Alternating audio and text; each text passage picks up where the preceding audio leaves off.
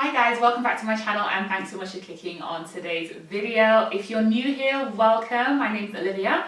I film beauty, life and style videos and upload every week here on YouTube.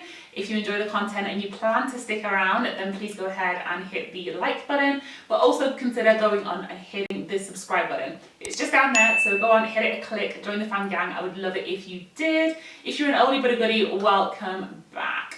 So as you can tell by the title, today's video is going to be a tutorial. Yes, another tutorial on this look right here. Yeah, let's get into it. So if that sounds like something you're interested in, then let's just get started and just keep watching.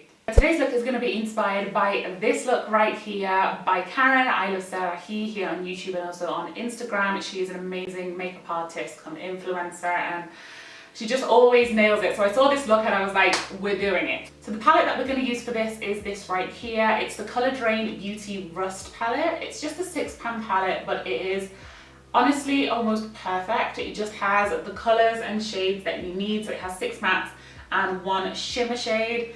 And to me, this is like the dream right here. Warm, neutral tones, you know, the kind of colors that I usually go for. So that's what we're going to use to recreate this look. The tutorial will mostly focus on the eyes, but I will be giving you some skin work as well so that you can see how the complete look comes together. So looking at the palette, I think my main colors are going to be the shade Natural for that kind of lighter shade that she's got on the lid. And then I'm going to use a little bit of Recharge, which is this warm browny orange, and 99, which is that dark brown for that kind of wing effect.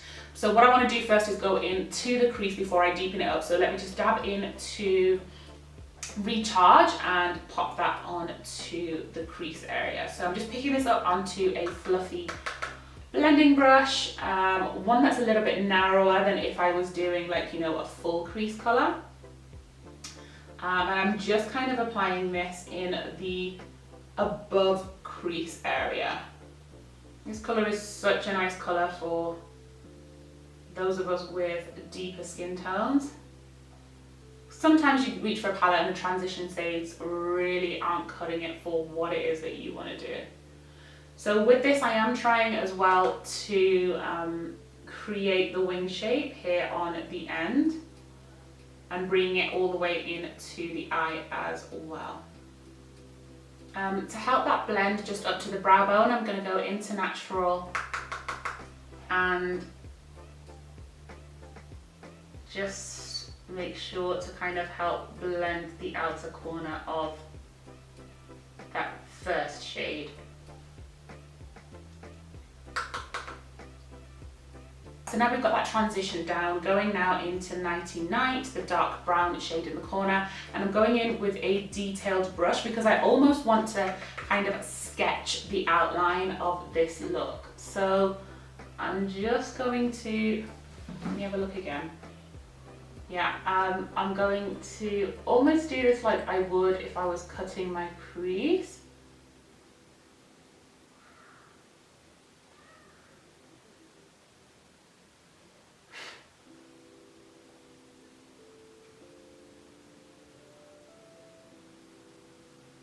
So you want to take your time with this because this is going to be the kind of make or break of this shape.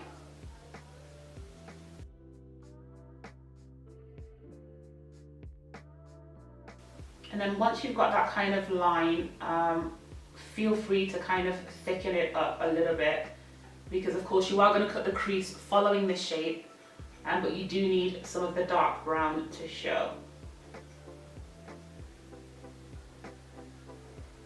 Okay, now that I've kind of done that, then I'm going into a clean kind of smudger brush just to soften that up on the bottom side and blend it in. So I want to cut the crease now and I'm going to use a light shade to do this. This is Colourpop Dark 40 and then No Filter Concealer. Again, just using like a small detailed concealer brush. And then want to kind of follow that shape to kind of carve out the part that's going to be lighter on the eye.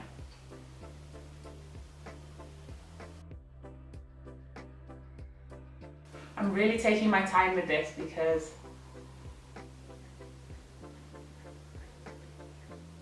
This is pretty detailed and I don't want to get that line wrong.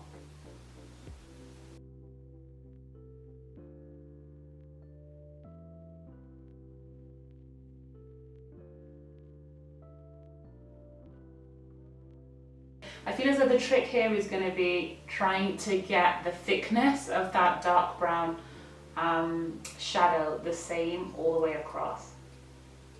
Okay, so that's where we are so far. I'm going to pause there and move over to the other eye. I think it looks okay as it is now, but you never 100% know until you have your other eye done.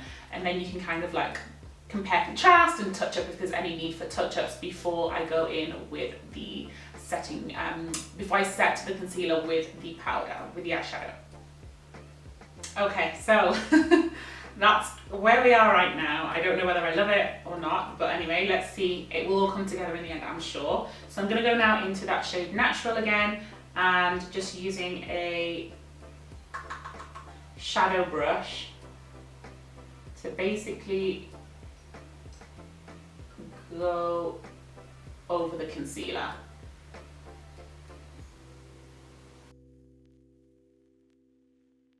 Because the concealer is still wet and tacky, I'm actually using more of a patting motion than a blending motion.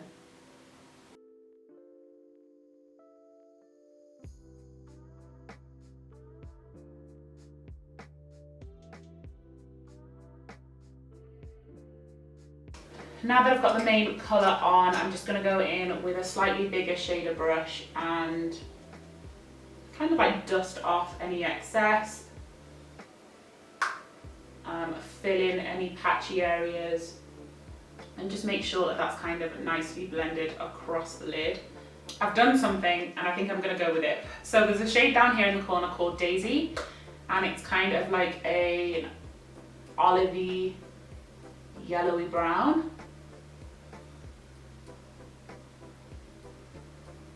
I'm just going to kind of use that on the eye. Do I like that?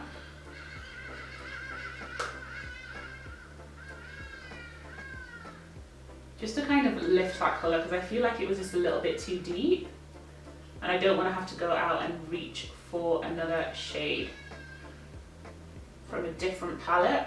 Yeah, I do like what that looks like. So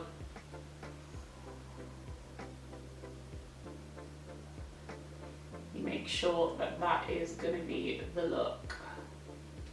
Okay, the last and final step for me is to go in with a very tiny pointed pencil brush, which has a really sharp point, and just to clean up any of those areas which I may have now smudged with that shadow application. So I'm just going in and making sure that those lines are super sharp.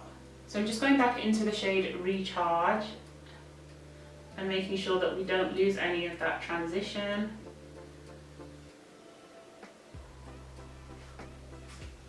So just blending those two colours in together at the crease. Not touching, of course, that lighter shade at all.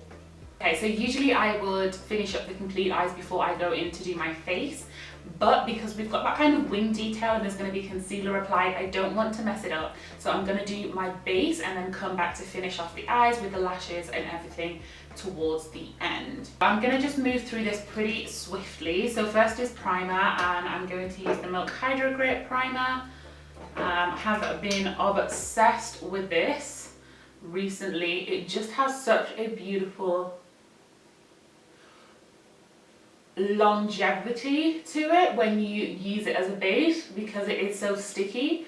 I think it's really nice. I'm actually going to use a stick foundation, and that's this right here. It's the MAC Studio Fix in the shade NW47. I reached for this the other day and then I just really liked what it looked like, so here we are, we're back again. I'm just going to swipe this on to my skin, on to the key areas. The thing with stick foundation is you need to kind of get it to warm up on the skin a little bit for it to kind of move around and blend easily. So I am actually going to spray my face with a little bit of primer with a bit of setting spray rather, which is the e.l.f. Stay All Night Micro Fine Setting Mist. Just a little bit to kind of give it something to scuba, especially because I've put on that primer as well. It's very sticky, so the tendency is that the foundation wants to kind of like stick to your face where it is and it doesn't want to move around. I'm going to go in with a flat top kabuki brush. This one's from AOA Studio. I've just used it once the other day for this exact same job, so I know it's going to work. Foundation sticks are so nice because you get like a very skin-like finish. But if you have more of like an oily skin, then just be aware of how you kind of prep your skin, because they don't last up too well with oil. So, you know, make sure you go in with your mattifying primers, set it well so that it doesn't, you know, it's not tempted to move around too much once you've got it on. This shade picks up really nicely on my undertones that you can see on my chest. So I'm not too worried about it not matching perimeter, because you guys know I have a darker perimeter in terms of skin tone on my face and a darker neck, and then a more light toned body. I'm just going to go over my cheeks ever so slightly because I've had a couple of breakouts. I don't know what's happening to my skin at the minute, but we are working on getting it back to track. So if you can see those little pimples on there, that's what we're dealing with at the moment. But hey, that's life, that's normal. Nobody has perfect skin. Okay, for concealer under my eyes, I'm going to use the e.l.f. Camo Concealer, the Hydrating Satin one. I got it in the shade Deep Chestnut. So I'm just going to use this under my eye and along here. This is kind of that fox eye technique that's been on TikTok and Instagram and stuff, but it's perfect for kind of lifting along the shape that we want there with the wings. So I'm going to put some on my nose, a little bit on the forehead, as well as here and just under my lip there. Because I want to be pretty precise with where I put this, I'm going to blend out with my mini AOA Studio sponge. And I do want this to appear pretty lightweight because the powder that I'm going to use, and you'll see in a minute, is pretty intense. So I'm not leaving this to sit for too long. And then as usual, switching to my AOA sponge, the purple one, to blend together all of that complexion product. For liquid contour and bronzer, using the Makeup Revolution concealer in the shade C18.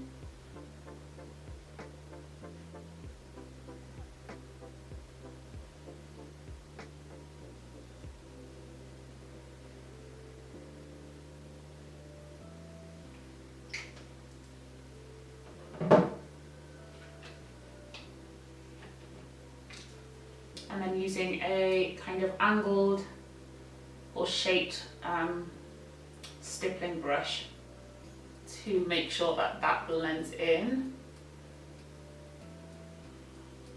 You have to move pretty quickly with this concealer because it dries down pretty quickly. So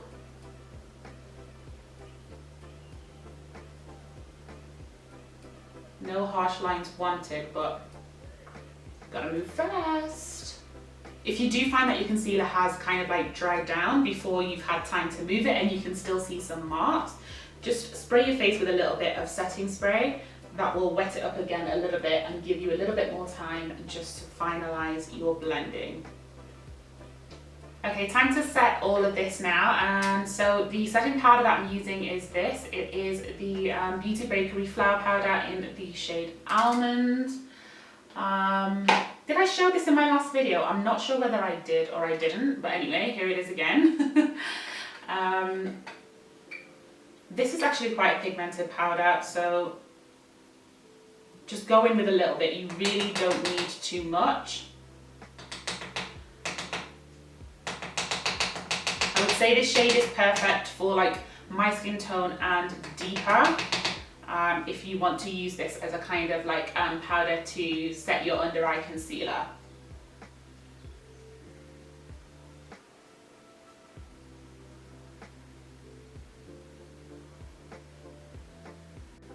For me, it's a very subtle looking setting.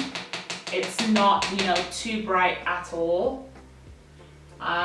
So I could either go up to the shade higher than this, which is called Plantain or Plantain, however you say it, or go brighter with the concealer that I've put on under my eyes, and then that will kind of come through a little bit more underneath the powder. But it is such a flawless powder, you wouldn't believe. It is so smooth. I think smoother even than the Laura Mercier translucent powder, which you guys know is the powder of all powders. I mean, it's holy grail for a reason and cult status for a reason. Then for bronzer, the Revolution Glow Splendour bronzer in the shade medium dark. Looks like that. There's tons of shades of this available. Very dark skin friendly. We have a number of the shades available on Cocoon. I'm just going to use that to go over where I've contoured, to set that, but also to kind of bring it in slightly on my face. For blush, I want a subtle flush of colour, so using the black Radiance baked artisanal brush. I don't know what this is called. Artisan colour blush in the shade Toasted Almond. I always forget like what the proper full name is, but you know, it's that blush. That looks like that. And this is just going to help as well to marry together the two colours of the setting powder and the bronzer powder together as well. And I love that this has like a little bit of a subtle sheen, because that powder is a very matte, the under eye powder. And yeah, you don't want to appear too matte. I'm going to put a little bit on the nose as well, super subtly, like that. Okay, time to finish up the eyes now. So I'm going to go back to the palette, and I'm going back again into that Nighty Night shade with that brush that I used to kind of mark out the line. And I'm going to basically close that shape up.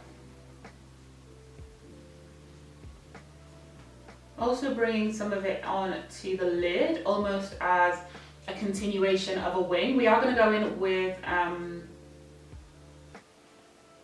black eyeliner just to line the lid, but I just want to make sure that this is all the way together. Now these are not looking exactly the same shape, but we're not going to die. Okay, so I've just put on some simple black liner and mascara, waiting for my lashes to dry before I pop them on. While I wait for that, let's balance out the bottom lash line. So going again into that transition colour Recharge, and just going to apply this across the bottom lash line so that we get some balance on the eye. And then again into Nighty Night right up at the top.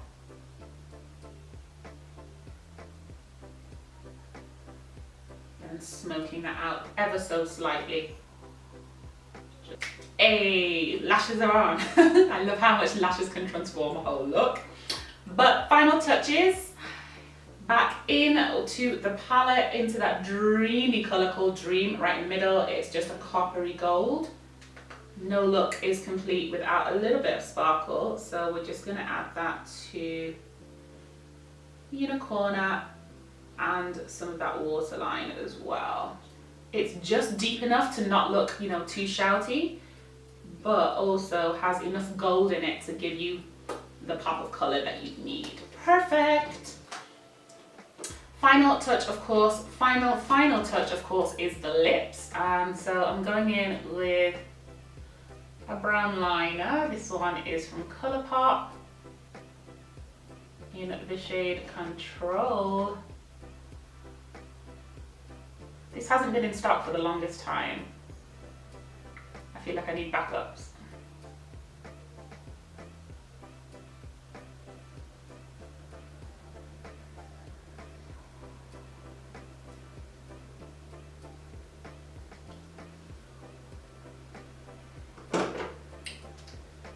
Then Dose of Colours Tough Cookie